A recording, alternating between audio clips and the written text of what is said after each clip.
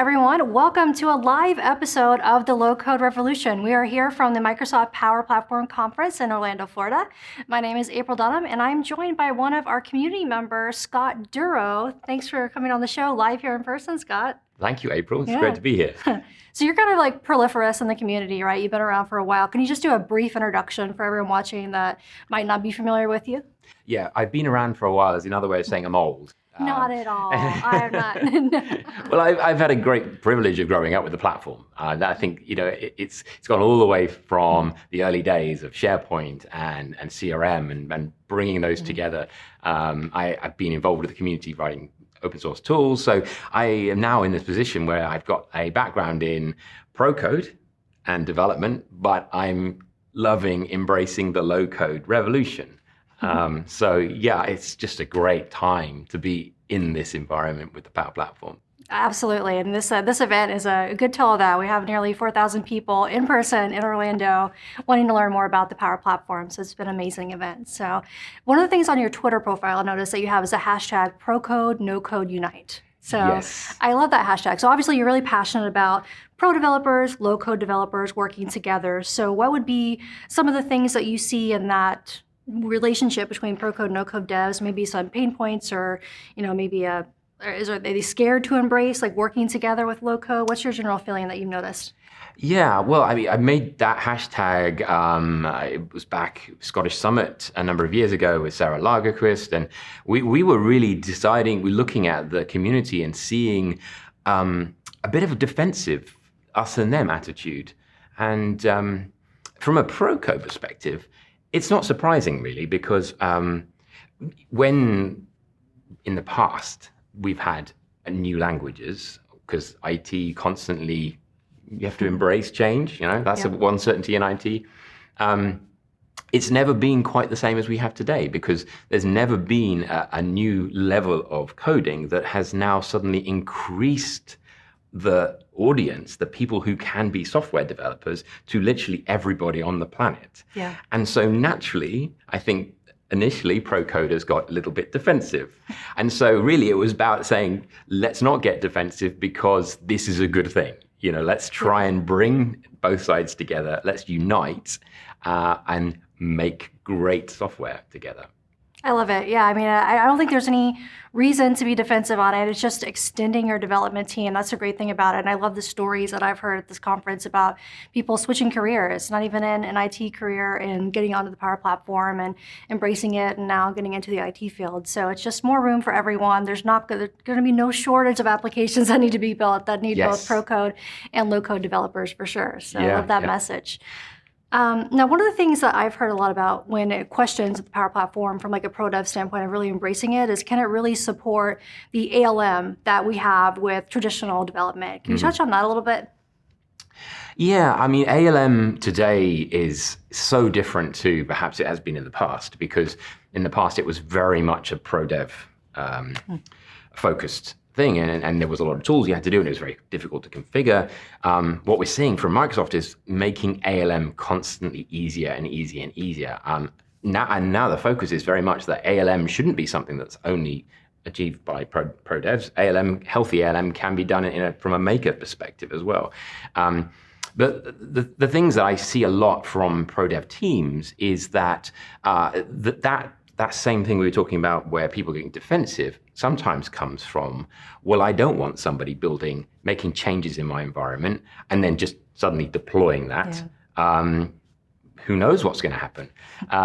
So healthy LM from a pro dev perspective allows us to see exactly what's happening in our environment, what changes have been made, what screens have been updated in a Power App, and having a safe space for domain expertise, everybody in an organization, I think is the key. So having an environment where people can go and just make changes, build stuff that satisfies their requirement, and then merging that into that pipeline so that then that functionality can be incorporated into perhaps a larger suite of applications, or indeed a more of an enterprise-ready application eventually.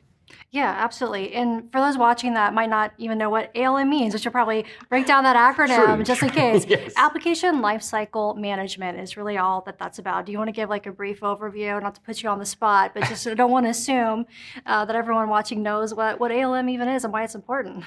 Well, yeah, application lifecycle management, as you say, and it's ultimately just the task of taking something from a development environment into maybe a test environment, maybe into an acceptance test environment, all the way through into production, and controlling that process so that it's repeatable, and so that there's going to be no surprises. I think if there is ever anything that I can persuade people to do ALM, is because it's no surprises. You should be able to press a button and the outcome should be as you expect it. So, if you did want to, I don't know, deploy on a Friday night and then, go out and, socialize with people, you should be able to do that. Yep. No one loves, deployments on Fridays and you're up till 2 a.m. and it ruins your whole Friday night. So that's for sure. All right. So we touched on a little bit about the ProDev and the integration, ProCode, NoCode, Unite, and all that. I'd love to know about what are your tips for kind of productivity, both from the maker side, but then also from the ProDev side? Yeah, that's a really good question, because I think that when we move into low code and software development for everyone, it does fundamentally change the way that we have to work together. And so fusion teams, and I think probably a key tip that I try to encourage pro coders to do is to encourage the makers and the app makers, whoever they may be. And, so they may be domain experts, they may be functional consultants, and encourage them, but also create pro code components and make those discoverable, right? Yep. So that may be through documentation. It may be through just having a meeting and just saying, hey, look, there's these components that you can use that we've developed which solve this specific challenge.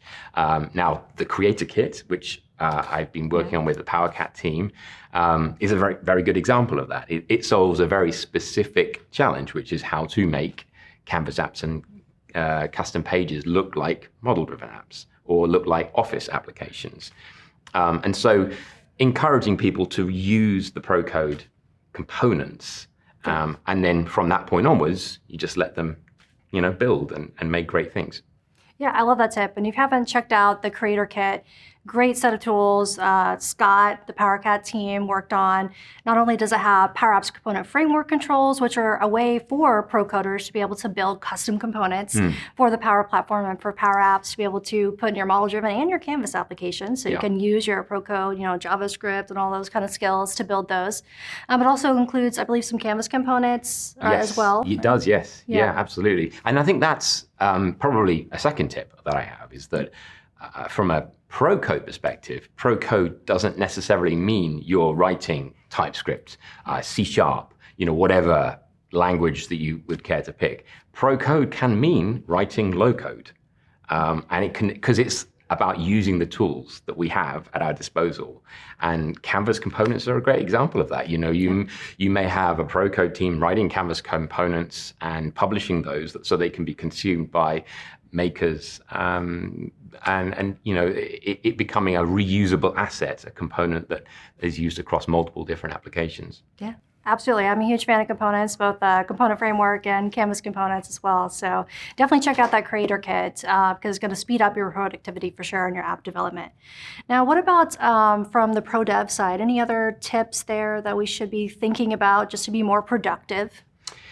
Well, I love the fact that over the last 2 years, the investment that Microsoft's been making in the pro dev side has been ramping up and up and up, because there was a time where the investment was all about getting the pro code applications in line, and that was needed to be done, because there was there's a whole suite of application to be built, and I can't imagine how difficult that must have been, Canvas apps and Power FX and all of those great things.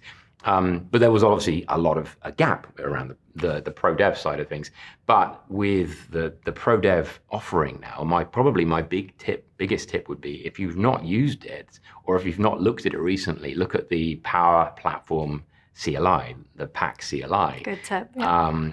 Because if you go down to the command line and you just type pack, and if you've got the VS Code Power Platform extension installed, you'll be amazed how many new verbs pop up there in that command line utility. It's almost like every release there's a new verb or there's a new argument that you can provide.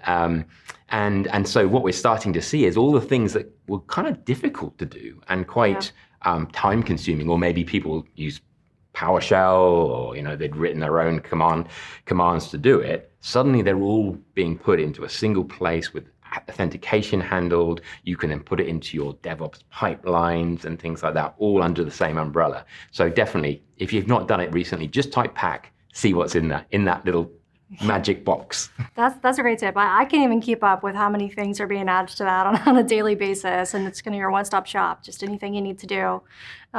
Create those Power Apps component framework controls, unpack your Canvas solution code, just so much stuff. So just, like Scott said, type in PAC, pack in there, and see what you can do with it. I believe there's a VS Code extension as well. Yes, that's right. For that as well. So it works on your Microsoft, your Surface devices, whatever, your PCs and your Mac. So, yes, exactly. Cross-platform. Cross-platform compatible and all of that. So, well, this has been amazing, Scott. I'm so happy that I could take time to chat with you and share some of your feedback and experience on the Pro Code, No Code Unite, and how we can all work together better as Fusion teams. So thank you so much for joining us today. Thank you, April. Thank you. And thank you so much. And we'll see you next time on the next episode of the Low Code Revolution.